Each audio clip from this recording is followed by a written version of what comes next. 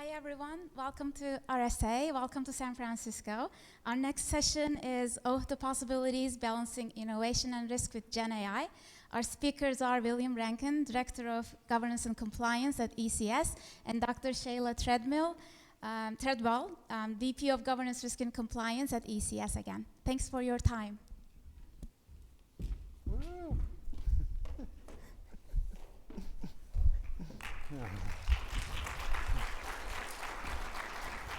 Good afternoon, good afternoon. Yes. Good afternoon, good afternoon. I know we're right after lunch. I know how that feels. So one, thank you for being here. And I am not William Rankin. I am Shayla Treadwell. So thank you for coming to see us. Hi, yes, everybody. I am William Rankin, as the name states there. And yeah, appreciate everybody being here. So hopefully we have a little fun with each other today. So just as a disclaimer, anything that we say, don't blame RSA for it and don't blame our company. Me and Bill make mistakes all the time, so come tell us about our mistakes and we'll fix it next time, promise. We'll try. We'll try at least. So today we're gonna actually explore this notion of innovation and risk when integrating GAI within organizations. We're gonna talk about the foundation and landscape. We're gonna just slightly touch on that one because otherwise we'll go down a huge rabbit hole. The second thing we're going to talk about is the beauties and dangers of AI. Then we'll go into evaluating the use of GAI, GRC for all, because we do love governance, risk, and compliance in our world. We'll talk about some AI corporate responsibility frameworks, and then we'll talk about striking the balance and what that actually looks like. And then we'll go through some actual actions that you can take in the future to help strike that balance within organizations. So, story time. It is story time. And I will also say we will do our best to leave time at the end for a Q&A, but if not, please feel free to come see us afterwards because we got a lot to get over in a short period of time. But let's start with a story, right? So picture yourself, right? You get a phone call that you never want to get, that a close relative who lives miles and miles away has passed away. And you want to go ahead and take a flight and you realize with the airline that you get, a discount for a bereavement flight or sometimes maybe the flight's free. And, so you go to the airline's website and you start, chatting with an entity on the other end, and you say, hey, what's your policy on bereavement? I don't have proof of death yet, but is it okay if I take my flight and then come back with that proof and then get credited when I'm supposed to get credited? And the entity says, oh, yes, of course, and we're so sorry for your loss. Our greatest sympathies, please feel free to do that. So you go ahead, you punch in your credit card number, you pay full price for the flight, and then you take said flight. And so you get there, you do everything you're supposed to do, with your family and all the things that come with such a terrible incident. And you get the proof that you need to get that bereavement credit, and you come on back home to where you were, and then you call and you speak to an actual human representative this time, and you say, hey, I have my proof of death, and I'm here to get my bereavement credit. And that human says, oh, that's not how we do things around here. And they go, you said what to the customer? And so, what actually happened was that individual was talking with a chatbot. And that chatbot may or may not have made up its own policy. And you may be thinking this would never happen, but It kind of did. it kind of did. So we want to just take a quick poll. If you ever heard of this situation or if you're a part of this situation, who do you hold responsible? The airline? Okay. Lots of hands. The customer. Should they have known better, right? Yeah, the AI developer, like whoever created the algorithm. Okay, we got some hands. Or do you think they all have some sort of responsibility in this? Okay, got some hands there. So with this situation, it was in fact real. It was Air Canada. And when Air Canada got this lawsuit from this individual, their response was, the chatbot is not an employee of our company. Therefore, our policy stands that we don't do that, and the person would have to pay full price. After going to court, as you can see, they were ordered to refund the passenger after misleading the conversation with the AI, where the AI was literally just trying to express empathy and tell the woman that, in fact, a policy existed that did not exist. Yeah, made it up. Made it up. So to get things started, we want to talk a little bit about the foundation of AI and frame what we're going to talk about a little bit more. So if we look at this whole timeline of artificial intelligence, what it means, where it came from, we have to go all the way back to 1884. And in 1884, that was the first time we heard of someone saying that we would like machines to express intelligent behavior. When we were talking about machines, we weren't talking about computers then. However, we wanted machines to exhibit some type of help from a humanistic perspective. By the time we get to the 1950s, that was truly the beginning of AI. Dartmouth University was the first university to help coin the term artificial intelligence. So as you can see, we're starting to talk about artificial intelligence, what that means for machines to help people. By the time we get to the 1960s, that's when we start thinking about this intergalactic network that all these people can touch and do things together. J.C.R. Littlicker actually was in that space, and he was actually a father of psychology too, but he talked about this concept, and he actually got laughed at. People thought that he was absolutely ridiculous. That can't happen. However, by the time we get to the 1970s, that's when we start thinking about the internet. And as you can see, this notion of artificial intelligence is still there.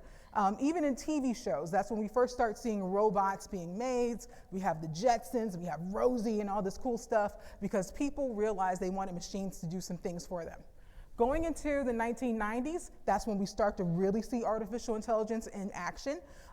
Furby, I think, came out in the 90s. Additionally, I believe it was the 80s, we really start having machines play chess, because we wanted them to go through a deductive reasoning process in order to win, and it was actually winning against people. But it was until we got the 2000s that we really started thinking about AI and humans and really shaping what we know of it today. So when we get to the 2010s, VAE comes in. And I'm not going to go through what this all means right here, but the biggest thing to notate is that we wanted to be able to input images, and we wanted AI to be able to get rid of the noise. We wanted it to be able to show us an image that actually replicated the image that we put in there.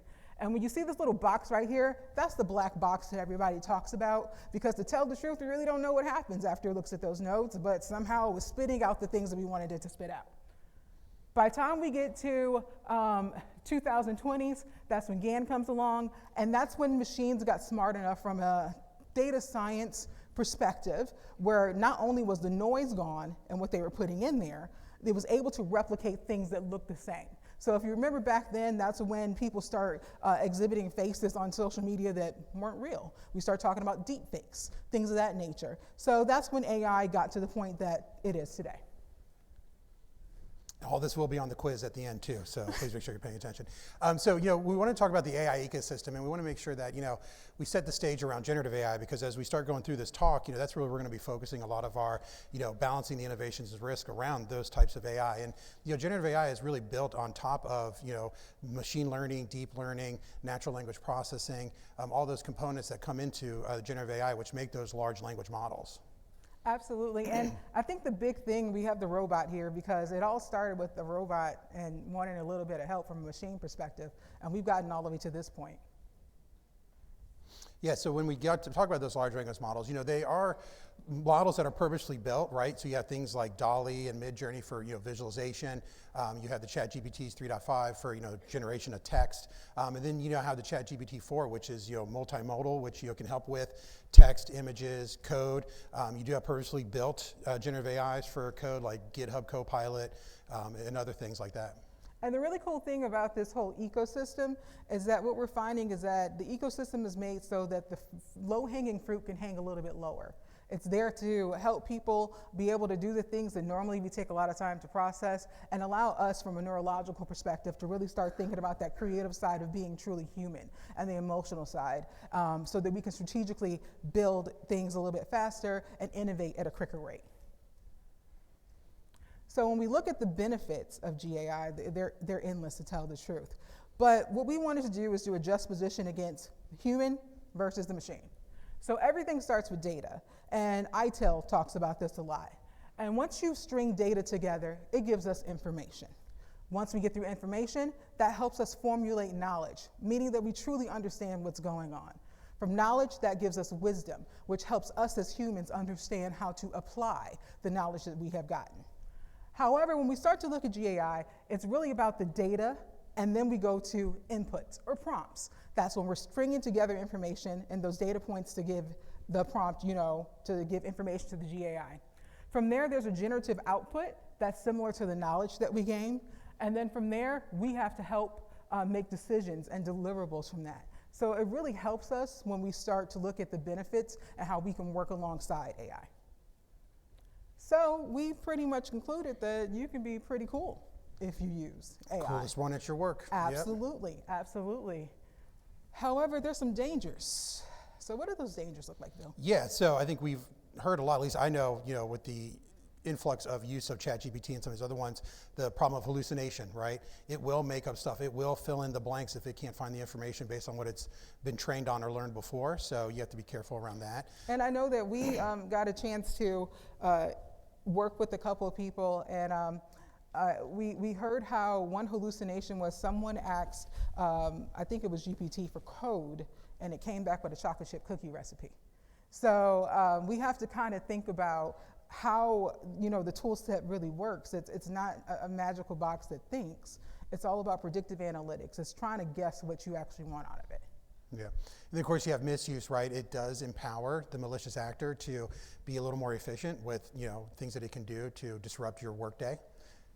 Yeah. And I think with the misuse aspect of things, it's not just about threat actors. I'm going to go to students. Mm-hmm. A lot of students may use it to say, hey, help me write a sick note and say it's from my mom or dad. You know what I mean? So that misuse is not always in the malicious way that we think about from a cybersecurity landscape. It could be anything. Yeah. And then, of course, you have ethical considerations, processing information, processing certain types of information using these models, and these auto-generated responses that you may get from there. And is it the right thing to do? A lot of the times when we were having this discussion at our organization was a conversation of should versus could, and really what you need to do with these things and making those considerations. Yeah, and I mean, everyone on my team knows that I'm a huge fan of Jurassic Park. I probably watch it at least once every other week. It's kind of ridiculous. But it's really about that question of just because we can, should we? Like, you really have to ask that question. And the cool thing, well, not so cool thing about AI is that the individuals that were the forefront runners of creating these technologies, even they told us to slow down. And we've never seen a technologist tell us to slow down. So we have to start thinking about the ethics around that. Yeah. And then I think we touched on it a little bit more with the bad actors and how it can support that in writing well-crafted phishing emails. Back in the day, you could tell it to write a certain type of program and it would, and there have been controls put in place where you have to kind of piece together the code for things that are not meant for good uses. Yeah, and we really try to look at this in our space when it comes down to social engineering because, we've spent forever and a day trying to teach people how to spot a phishing email. That kind of went out the window now because suddenly you're able to use AI so those misspelled words are not there. Being grammatically incorrect is not there. It looks a little bit different in the landscape. Yeah. So what can help organizations balance risks and benefits with AI solutions? That's really the big thing for us. Because I can say that for our organization and the people that we support day in and day out, we have two camps. We have people that say, oh, no, we can't use that. And then we have people that are like, oh, no, we're all in, we're using it right now. And we recognize in the arena that we sit in that there is a delicate balance. And I do believe that we can navigate that with the right framework around it.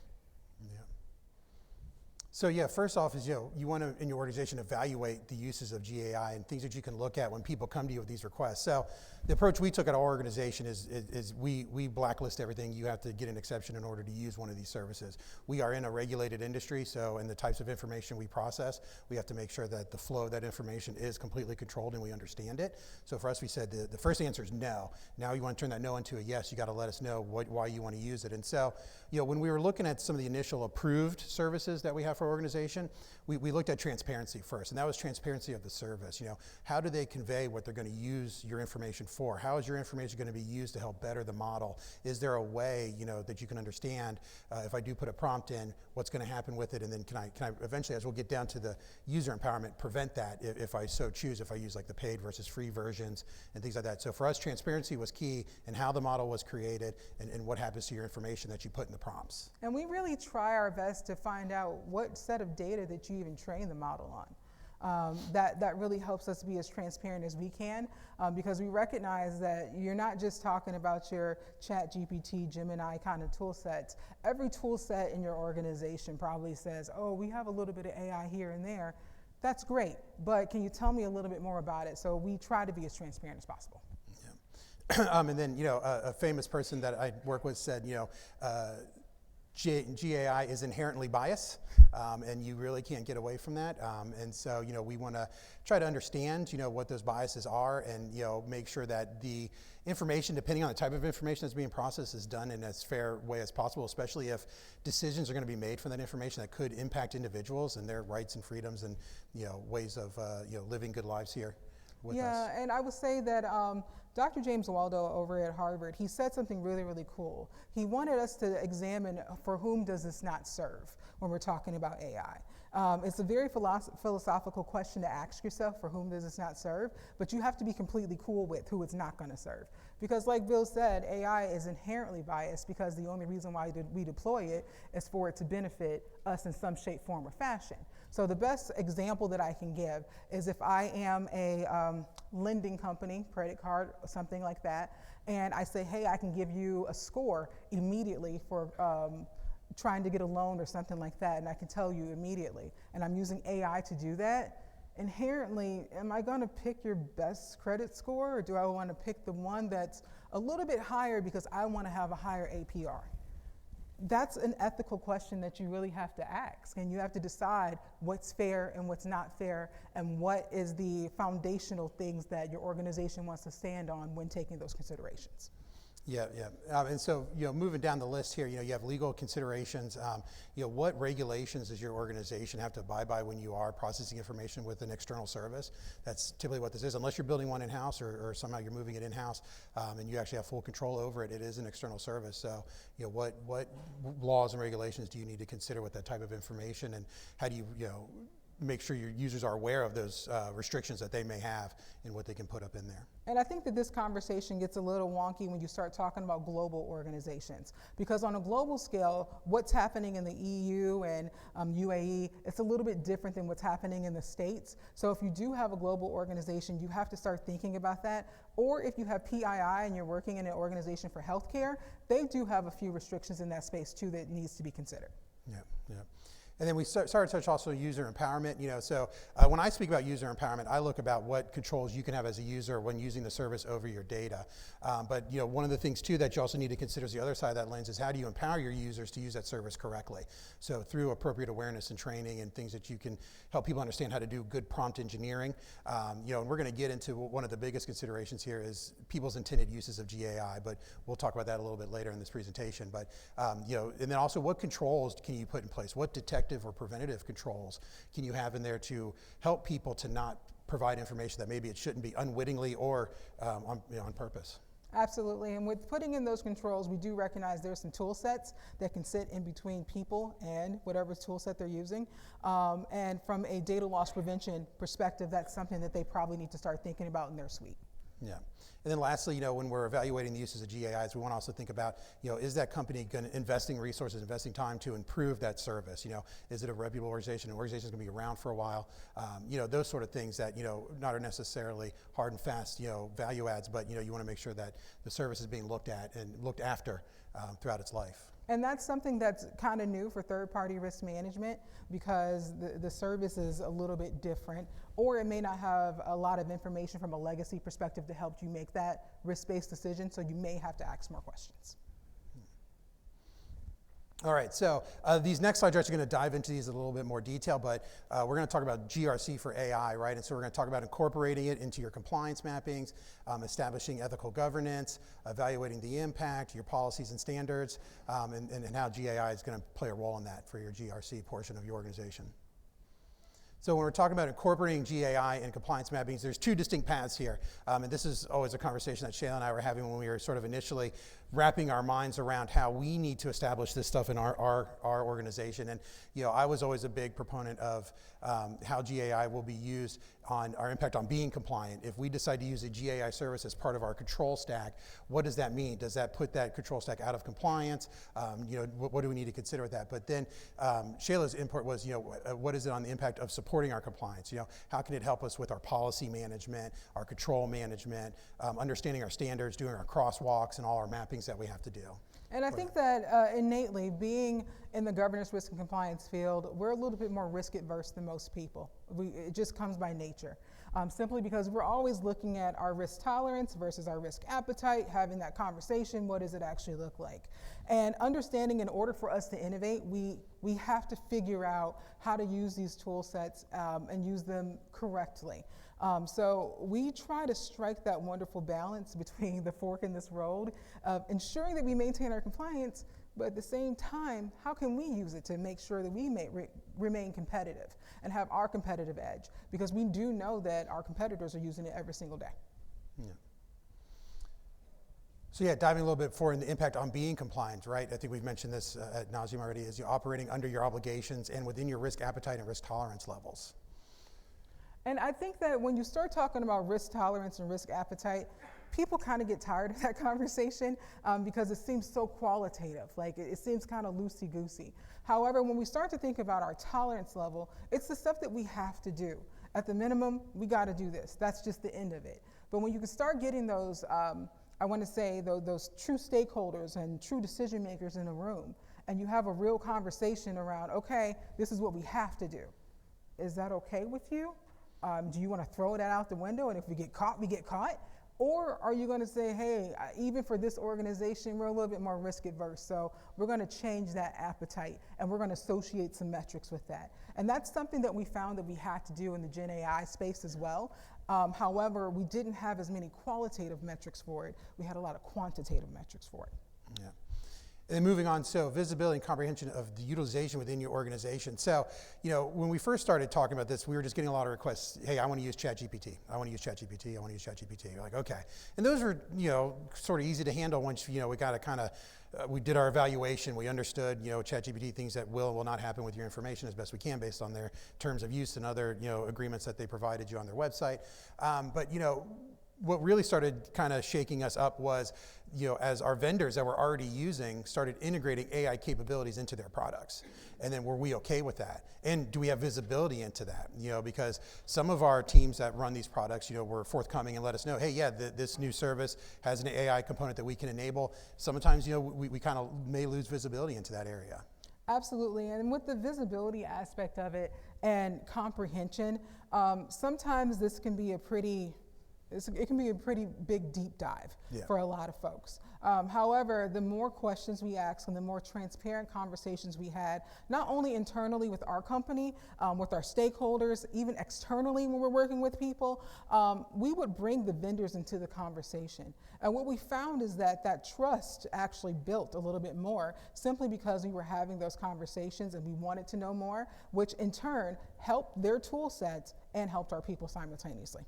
Yeah. And then continue on, when a lot of our regulations that we have to deal with talk about, you have to know where your information goes, right? When it leaves your organization, where it comes in your organization, where it's stored in your organization, all that stuff. And so when you start throwing AI into the mix of, we tell people, hey, don't put this type of information out there, but what technical controls exist, as I mentioned earlier, to actually prevent them from doing that?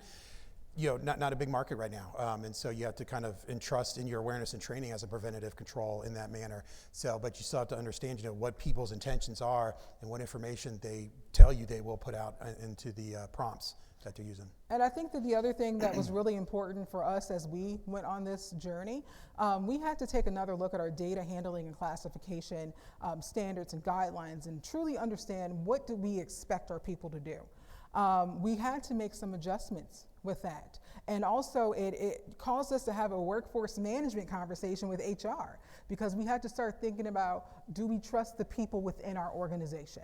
Because trust is really, really big in this space because we're depending on them to make the right choices a lot of time until we have some of those technical preventative controls in place. Yeah.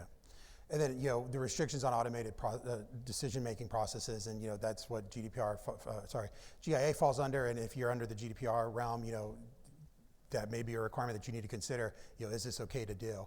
And it's interesting, just after we had created this presentation, Max Schrems had actually filed a lawsuit in Austria against OpenAI because of his inability to correct his birth date, because that is considered personal data, but he has no ability to go in there and give the right birth date. So yes, what's my birth date? I guess he provided some identifiable information, and he came back with something incorrect. And so he actually has a right, as a member of the EU, to supposed to be able to go in and correct that information.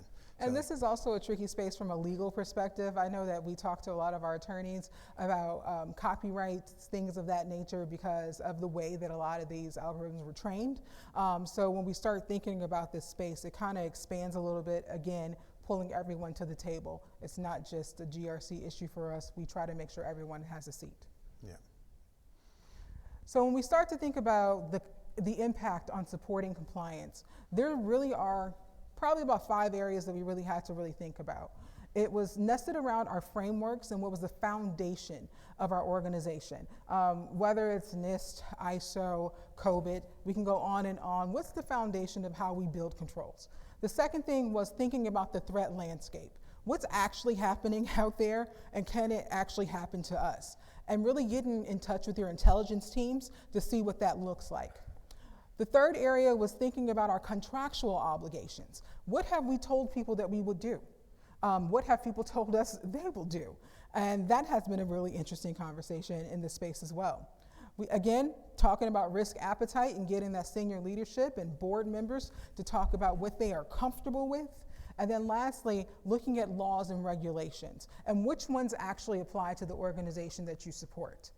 That combination of things, we found that it was a way that we could use GAI to help us write those policies, standards, controls, any other document. That's where we found that ecosystem that we can help, because we had to pull down all of those authoritative sources to allow us to do that. However, writing things, it sounds really, really cute sometimes, but you have to review. So from a review perspective, we work backwards. We look at our policies and standards, we leverage GAI to see if there's something that we haven't thought about, and we see how much it maps to those 5 areas. But the most important thing for us is that we really have to make sure that process improvement is there. If there's a gap that we find, something that we weren't aware of, we put it in our tool set, we track that, and eventually we have to fix it. But if this life cycle is not going continually, we're not getting better. And with the evolution of this landscape, like you saw in the beginning, it only was within the last 10 years, approximately or so, that suddenly this became a true thing, even though it's been on people's minds for, since the 1800s. So, we coined a phrase, your AI corporate responsibility framework, and so we kind of took the work we did and positioned it in a framework. And, we truly mean a framework. It is not necessarily a hard and fast thing. You should stick to everything that we did, but, when we were getting ready for this talk, we wanted to sort of figure out how to illustrate, the steps that we took and the things that we now have in place to support the use of generative AI and now eventually other AI technologies within our organization. And when we say framework, Bill and I, we joke often. A lot of people, when they hear framework, they think that they have to do everything that the framework tells you to do. But it's all about application. And the best analogy that we can think of is if you're building a 3-bedroom house with 2 bathrooms, you can build a 3-bedroom house with all the bedrooms on the 2nd floor and 2 bathrooms on the 1st floor. It's matching the framework, but is that the best way you should do that? I don't think that you want to run downstairs all the time to go to the bathroom. However, you want to make sure that the way that you implement the framework works for your organization. Because if it doesn't work for your organization, then what's the use of happening it?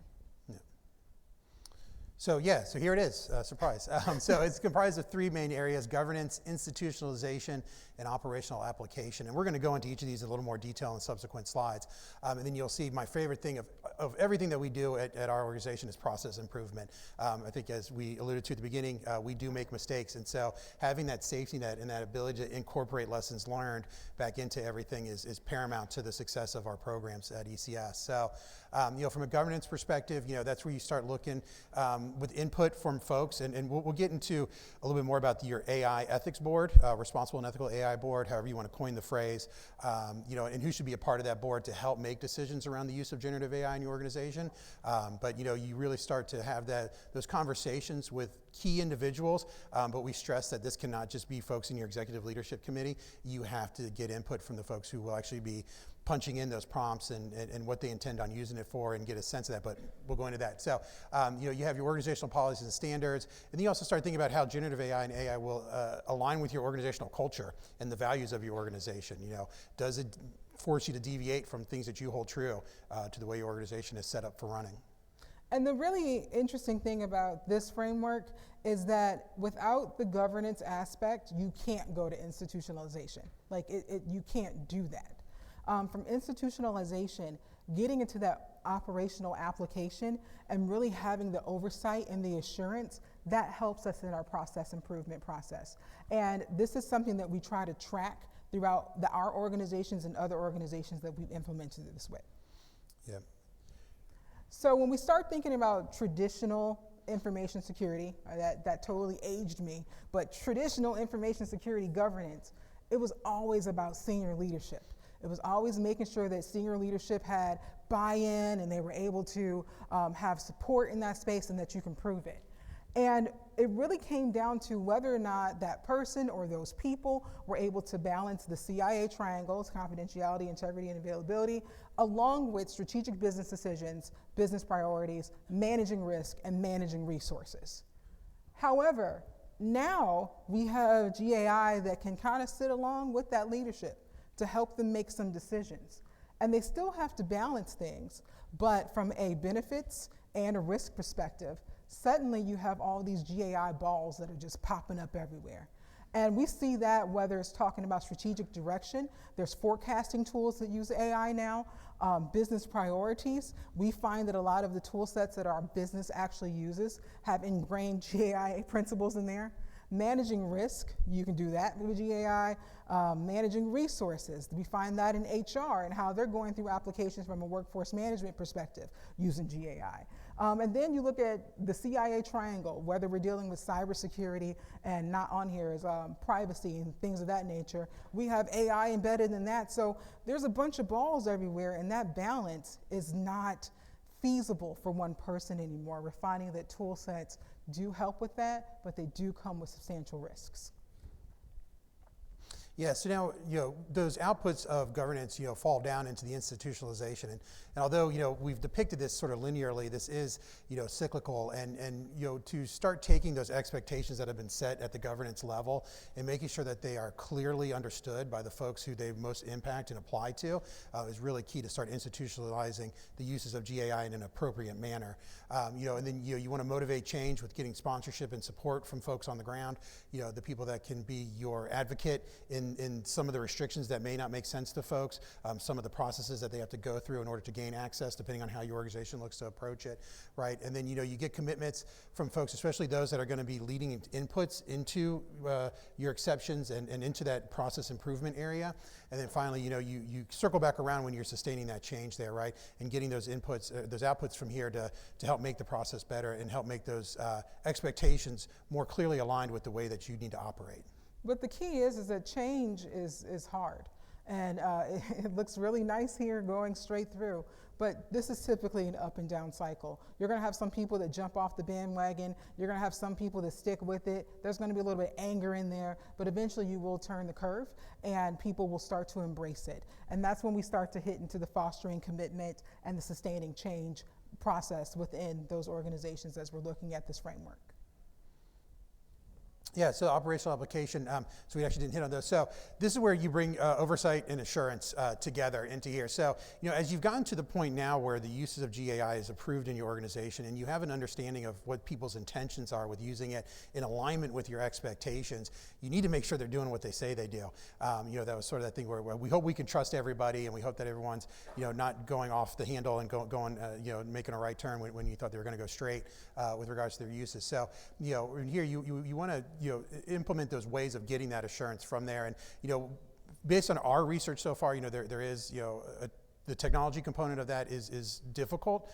So, you know, there is a challenge here in organizations to really make sure that assurance is there. And then you also have your oversight, right? So that's the board that we've talked about, you know, that sets, you know, the appropriate usages and expectations. And it leads always into our favorite thing, which is process improvement. And when we say expectations come with consequence. That consequence can be a negative reinforcement or a positive reinforcement. I'm a big proponent of positive reinforcement, but it can be either or. If you set an expectation and you don't have anything to follow up with that from a reinforcement perspective, it's just words on a paper, and you're just doing a checkbox exercise. So we try to make sure that we put those expectations and how the reinforcement is going to look within everything that we do, because that really helps guide us from that process improvement point back up to governance. Yeah, words on paper are our biggest nightmare. Yes. Yeah, when we're doing this stuff. So yeah. So you know, we've mentioned it a number of times here, and we're sort of getting into our approach and how we made up our responsible and ethical AI board, right? So this board was, you know, accountable for the execution of, you know, our AI governance and setting those expectations. But the big key here was having appropriate representation, and you know, this is obviously not a really profound concept, but you know, it still remains true to this day. You know, making sure that it's not just the C-suite or senior executives that are making these decisions. You have to have representation from a lot of different thoughts, you know, perspectives in your environment. You know, the biggest thing, you know, from our organization, you know, given some of the regulations we have to contend with, you know, that always makes it pretty clear what you can and can't do.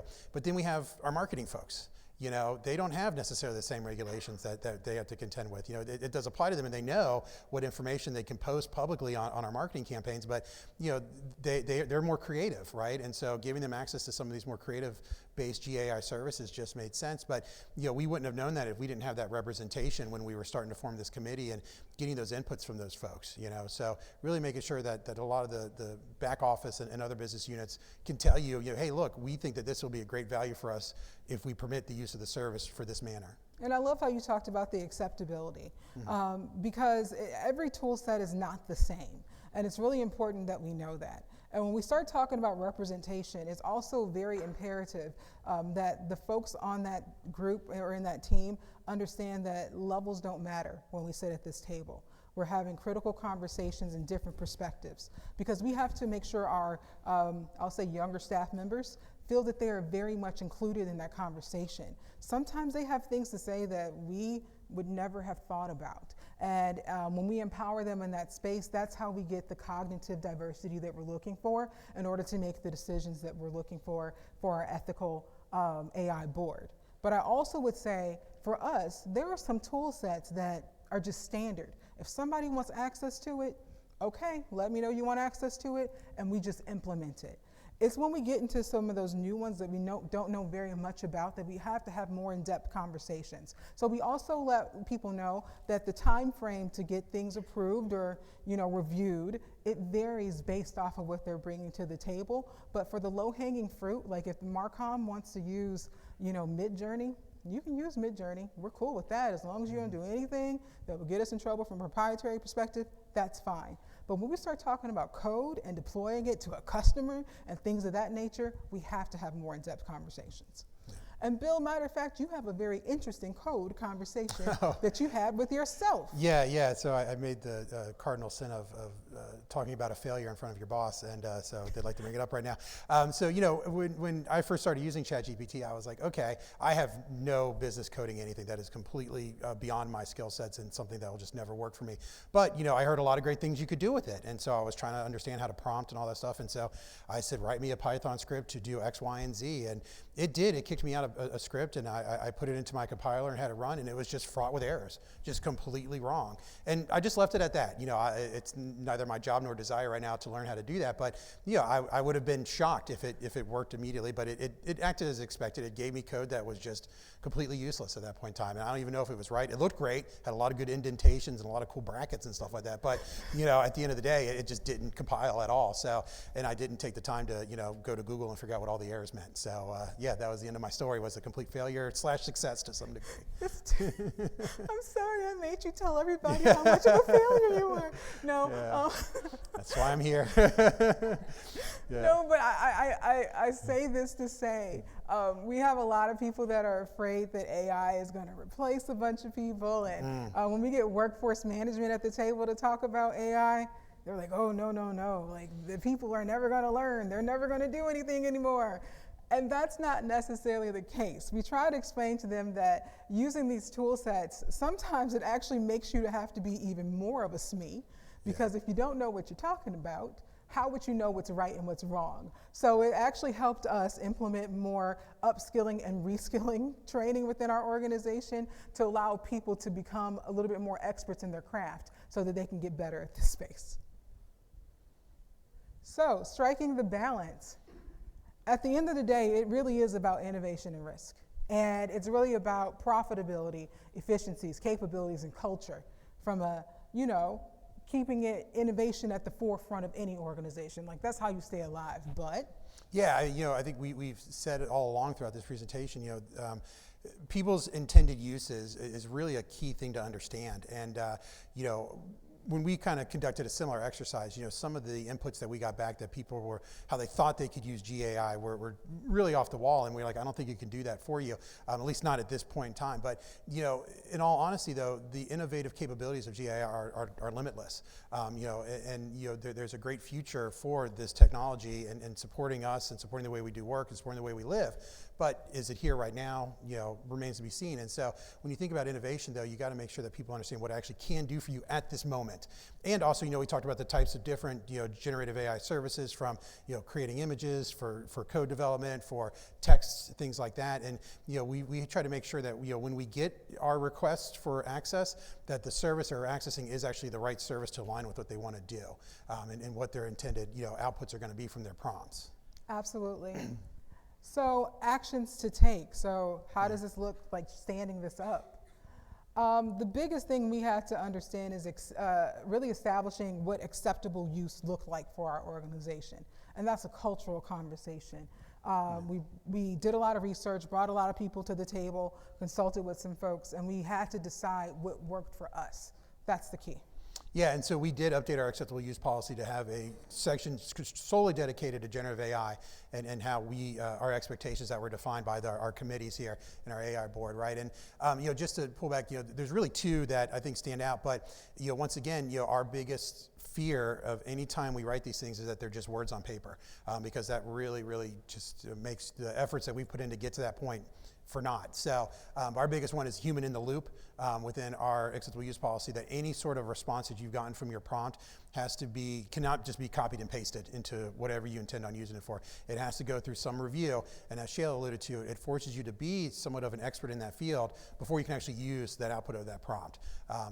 So you just don't get yourself hung up and end up in any sort of trouble, right? And then of course, we talked about, the adherence to our data classification and categorizations, and making sure that nothing confidential, restricted, or proprietary is shared out through the GAI prompt unless received special dispensation. Yeah, and then the next thing is understanding what are our goals and objectives with using the tool set, from a corporate perspective and from an individual perspective, and beginning that socialization. Socialization is not the same thing as truly awareness and training, which we're going to go to, but socialization is actually starting to talk about it, not making it so taboo and not making it scary, no matter which side you're talking about. Yeah. And so moving down the list, so you have the review committee, right? So when we started, nothing was approved for us, right? Everything was blocked. And so we had to start building that list of approved GAI services. And you have to start getting inputs from the folks that have the expertise to look at and understand, the information that those services are sharing with you about how they're going to use your data in the prompts and what they're going to learn from it and where it's going to go and all that good stuff. And so, you really got to bring together that component of people who have the willingness to read that information and convey to you what's going to happen with your information. And then also, people who are in the field and in the know in the AI world, and what services have good reputations and things that are probably a simpler yes than maybe a more complicated research or maybe that's needed. And then also you're establishing the other committees too during that point of, once you've gotten that list of things that you think you could start with to let people use, then how do people request different services, or how are you going to even permit the use of those services that are approved? Because even for us, although we have an approved list, that doesn't mean you just get access to it right away. You still have to convey to us a couple key pieces of information, like what are your intended uses. You have to confirm that you're not going to process certain types of information in that environment, things like that. So. And that's where awareness and training really did help us. From an awareness and training perspective, it wasn't just making employees aware of the tool sets and telling us what they're going to do with it. It was also helping them learn how to prompt properly. Because if you're prompting something and it's still taking you 6 hours to get that report out, then obviously this is not helping you out at all. So we kind of need to understand that usage, give you some suggestions on how to use things, and help steer people from a nudging perspective. So it's very intentional, relational with the conversations that we have, and we try to make sure that we have, I'm trying to not go too far in psych, but sensors to help nudge people to go into the direction that we would recommend that they go into. So yeah, next steps, how to apply this information. So next week, you can start by socializing the use of GAI services, start forming those committees, understanding how the uses could support your goals and objectives and your culture and your organization. The socialization, to me, I think that was my favorite part, was starting having just informal conversations with folks about, if you're not permitting the use of GAI in your organization, start understanding, how do you think you would use a ChatGPT to make your life better here in the office? What do you think it would do? And some of the answers will kind of shock you, I bet, but it'll be easy to say, okay, thank you for letting me know that, and you can start making a list of what people will be using it for. Absolutely, and within 3 months, you should be able to establish acceptable uses for your organizations and have the right conversations, provide some awareness and training, develop governance processes, and identify some measurements and metrics. And you can't be afraid if those measurements and metrics are qualitative. I say that all the time because sometimes it's not going to give you that quantitative result that you want to, depending on what your tech stack looks like. Yeah, and building off of that, I think I know I've always struggled with the measurements and metrics, because you may identify what you want to measure and what you want to be able to understand, but can you actually get that information? And so, being qualitative is always a great place to start. And the next 6 months, you have to, this GAI space, like any other space, will have threats and emerging threats that are coming out. So making sure you're staying abreast on those sort of things, understanding the comings and goings of the different services, things like that, and then start having those conversations with the folks in your organization who are using these services, and is their intended uses yielding the benefits that they thought it was going to when they made the initial request. And with some of those threats, we're starting to see GAI injects, so that once you get a prompt result, there might be an extra paragraph at the bottom that gives you some directions to go to this website, download this file, do this. We're starting to see some of those threats emerge, but there are also technologies that help us with that. So we try to make sure we stay abreast of what's going on in the threat environment. Yeah. Oh, and the last thing, get them Sandbox. Sandboxes work great. Yeah, give them a place to play. Yes. Yeah. And that is it. Thank you guys for listening to everybody. Us. We have time for some questions. Yeah, when you're describing your framework, it seems like thanks. When you're describing your framework, it seems as if that's a basic corporate change framework with AI put in each of the boxes. What's unique in the framework for AI? I think the unique thing for AI is for, I would say, how do I want to say this? For our group, it was the process improvement element of it. Because every time we had to do process improvement, you had to learn something new and keep abreast of what's going on. It's typical. I will say it was built based upon that. It really is solidly based upon that. But what we found is that when we got the group of people together, because we had a wide diaspora of folks coming from different angles, the inputs that we got were vastly different, and what mattered to one group was not the same thing that mattered to someone else. So it was a little bit different in that fashion, depending on what education and things that people needed to learn to pull into that framework. Yeah. Any other questions?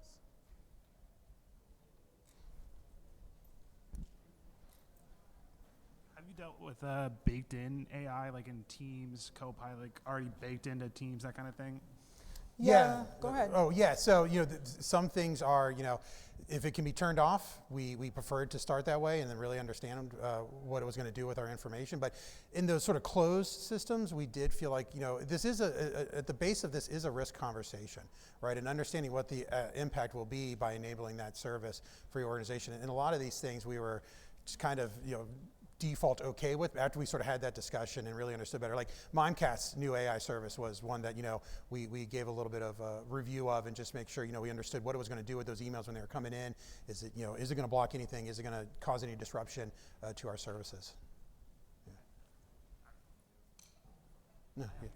Oh, okay. So I have a follow-up question to that. So how do you manage the lack of transparency from the vendors, right? Like Zoom AI, right? You turn that on. How do you, having those conversations with the vendor didn't really expose how they were going to use customer data, especially with, using our data to train their model. I mean, those types of risks, like I think regulation hasn't caught up yet. So Yes. Yeah. And after this, I would love to talk to you about regulation, but we actually had some really, really tough ones where we had to go back to the business and say, listen, they're not answering our questions. So we need to start having a conversation if we're going to re-sign a contract with them, and if they don't want to answer, or are we going to go another direction?